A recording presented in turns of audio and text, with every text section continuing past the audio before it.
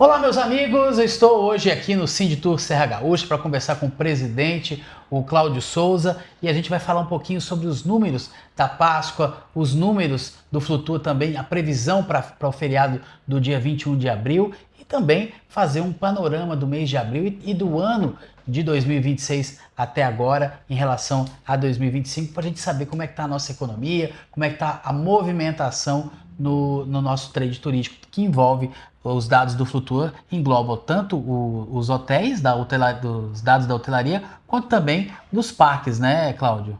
Muito obrigado pela visita aí, Kaique, é um prazer falar de novo aí contigo. Nós começamos o mês de abril aí realmente com uma expectativa muito boa, e mesmo estando acima dos números do ano passado... Está melhor que o ano passado? Está melhor que o ano passado, o ano realmente ele promete em relação a 2025, mas ainda está abaixo daquilo que nós precisamos, tanto na hotelaria como nos parques e em toda a nossa cadeia produtiva. Estamos um pouco abaixo ainda. Como é que foi a Páscoa? A previsão era chegar aí numa média de 80% de ocupação hoteleira. Tivemos essa ocupação? Nós tivemos uma ocupação boa, Kaique, mas o que nós precisávamos e não temos é aquela ocupação de Páscoa que nós tínhamos de 2 semanas realmente com um número alto na ocupação e no nosso fluxo. Então nós tivemos ali de quinta a domingo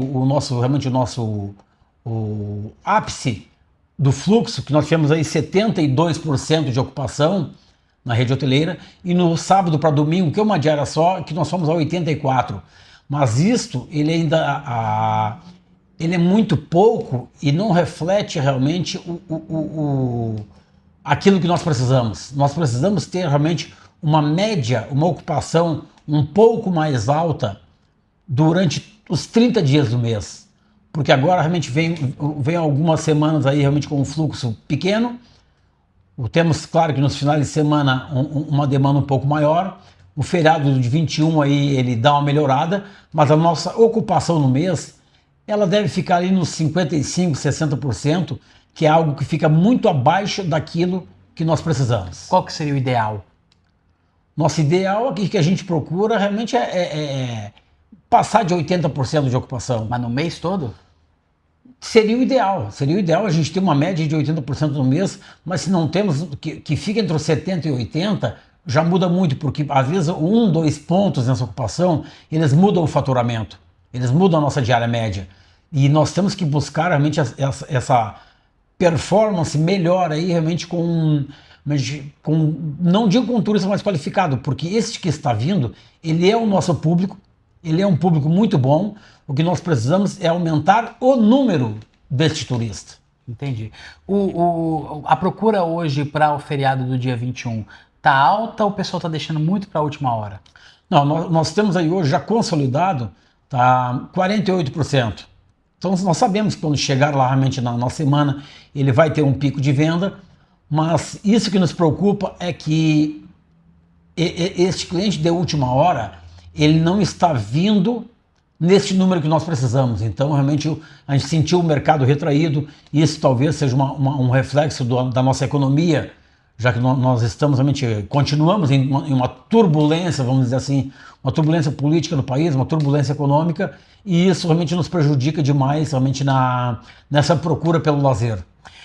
Cláudio, e apesar da ocupação não estar como vocês imaginavam, ela ainda está melhor que 2025, se comparar abril de 2026 com abril de 2025? Hoje nós temos consolidado por mês já quase o mesmo número que nós tivemos em 2025. Então, sem dúvida nenhuma, a gente vai ultrapassar o 2025. A questão é que este faturamento, ou este fluxo da hotelaria, ele é pouco para pagar conta. Então nós precisamos de um pouco mais, de um fluxo, realmente um pouco mais coerente, vamos dizer assim, com a semana e final de semana, para que a gente possa equilibrar realmente para a gente chegar no ponto de equilíbrio de cada empresa. Agora, fazendo uma análise dos 4 primeiros meses do ano em relação a 2025, essa baixa temporada que tivemos aí nos primeiros meses, ela foi melhor, mais tranquila que o ano passado? Foi, Kaique, foi porque assim, eu acho que nós, de um modo geral, eu acho que todos passaram uma baixa temporada, mas tranquila e estamos entrando aí numa média temporada realmente com uma expectativa melhor de que esses números aí irão melhorar. Então, mesmo com toda essa dificuldade que eu relatei aí, eu tenho muita a crença de que o ano ele vai ser bom e nós vamos ficar acima do ano de 2025. Eu falei no início que o Flutua, ele também reflete os dados dos parques, mas é porque os parques utilizam os dados das previsões do Flutua, de reservas, das projeções, melhor, para poder se programar, né? Não só parques, mas também toda a cadeia, né? Os restaurantes também, eles se utilizam desses dados, não é? Se utilizam e acho que é muito bom para norteá-los e poder olhar para frente, cada um fazer as suas análises. Eu acho que hoje, realmente, assim como os hotéis têm uma concorrência muito grande, os parques também têm uma concorrência salutar entre eles, mas muito grande, até porque muitos parques disputam o mesmo turista por aquilo que eles oferecem e também pelo tempo do turista, porque às vezes aí o turista tem que ficar meio dia em um parque só, por tudo que ele oferece. Então, quando ele vem só o final de semana, ele não tem tempo de fazer mais de 1, 2 parques. Então isso também termina prejudicando realmente esse fluxo mensal. Mas realmente faz parte, eu acho que os parques hoje, eles precisam também dar uma olhada realmente nesse, vamos dizer assim, nesse desenvolvimento dos empreendimentos, já que na hotelaria nós conseguimos em Gramado que fosse feita a moratória. É preocupante, então, essa questão de novos empreendimentos chegando? É fundamental, então, essa decisão do prefeito de Gramado com essa moratória? Não, a decisão do prefeito de Gramado ela foi muito assertiva, continua sendo assertiva. Não tenho dúvida de que ali na frente nós teremos que prorrogar por mais 6 meses. E eu acho que o prefeito ele está muito atento a isto, E isso, para quem tem os empreendimentos em Gramado, ele dá uma tranquilidade. Então não adianta, eu não tenho dúvida que nós pagamos impostos em Gramado, nós pagamos taxa, mas nós temos um retorno também, nós somos ouvidos. Então eu acho que quando tu é ouvido, tu participa do processo, tu tem que ajudar no crescimento, tem que estar junto no crescimento. Então isso não tem dúvida que Gramado tem uma grande responsabilidade com o empresário, com tudo isso que vem acontecendo, tanto que estão sempre realmente ao nosso lado. Cláudio, diante do que você está falando, da questão que a ocupação ela está aquém do que deveria ser, e a gente tem aí vários empreendimentos de grande porte, marcas internacionais chegando, como é que você vê o futuro da nossa região com a chegada desses novos hotéis? Olha, Kaique, apesar de todos celebrarem essa chegada aí realmente como um marco, eu tenho as minhas preocupações realmente pelo tamanho da oferta e também se realmente virá este público que pode pagar essa diária média que esses empreendimentos pretendem ou realmente elaboraram lá no seu plano de gestão. Então, isso talvez venha a empobrecer um pouco a nossa cadeia. Porque no momento que ele não atinge realmente aquilo que ele está esperando, ele vai ter que realmente baixar suas diárias, ele vai tentar equilibrar realmente esse fluxo durante a semana, final de semana, e isso pode ser que puxe a cadeia produtiva toda para baixo. Então este é o meu receio e pode acontecer tanto para os hotéis como para a gastronomia, como para os parques. Porque quando nós temos grandes empreendimentos que centralizam ali dentro, realmente não existe mais a distribuição de renda. Então essa é a preocupação de nós sabermos lá na frente o que vai acontecer. Agora, essas redes, você acha que não vai trazer o turista internacional como eles acreditam que vão, como eles vendem que o turista internacional vai vir para Gramado? Kaique, eu não acredito. Realmente eu não acredito que nós teremos realmente um fluxo consolidado realmente do turista internacional. Porque alguns empreendimentos, quando nós falamos do turista internacional, nós estamos falando de europeus, de americanos, ou até de asiáticos. Nós estamos falando aqui realmente do Mercosul. Então, a preocupação é essa, aonde nós teremos realmente este público com esse grande poder aquisitivo para realmente lotar um empreendimento grande. porque nós não estamos falando aí de uma diária de R$500, R$600, que é um balizador nosso. Nós estamos falando aí de diária de R$1.500 acima, ou 200, 300, 400 dólares por dia, por pessoa. Esta é a questão. Nós vamos ter esse público num curto prazo? Essa é a questão. Quando eu falo no curto prazo, é nos próximos 12, 24 meses, ou daqui 18 meses, nós vamos ter um fluxo que nós não temos. Nós teremos uma malha aérea que comporte isso, que vá realmente trazer esse estrangeiro? Olha, eu te digo, Kaique, é utópico. Todos esses empreendimentos vão disputar o mesmo público que nós já temos. E talvez explique por que realmente os empreendimentos vultuosos aqui, porque eles sabem que nós já temos um fluxo consolidado. O investimento aqui é porque eles realmente vão disputar esse mesmo, a maior fatia desse mesmo público, não tenho dúvidas. Agora, falando em público internacional do Mercosul, a gente está vendo aí um grande crescimento de pessoas do Paraguai, do Uruguai, da Argentina. Como é que esse público está se comportando aqui na cidade? Ele fica mais tempo, ele consome mais, o poder aquisitivo, o ticket médio é melhor? Como é que funciona isso? É um bom público, Kaique, que vem aqui, ele deixa um ticket médio bom, porém, fora a Páscoa, que é onde fica realmente por maior tempo, mas diz o Uruguai principalmente, já que eles têm uma semana de férias, elas chamam de semanada, os outros, o argentino e o paraguaio, eles ficam um período menor. Eles ficam um período melhor, mas pelo menos isso aconteceu comigo. O Paraguai, principalmente, ele é uma porta de entrada de outros turistas para nós aqui. Então, eu já tive grupos aí que vieram através do Paraguai de canadenses, agora tivemos um grupo aí de chineses, então realmente eles estão vindo ali, então talvez seja um mercado para nós trabalharmos, realmente não visando somente o paraguaio, mas sim essa porta de entrada que nós temos ali. E o argentino, realmente ele vem principalmente mais no final do ano, e é um público, e no mês de julho também eles vêm muito, os grupos ficam em média de 4 noites, e realmente é um excelente público. Nós precisamos muito, cada vez mais, fomentar realmente o Paraguai, Uruguai, Argentina, que esses eu acredito que seja bem mais fácil nós realmente termos eles numa escala maior.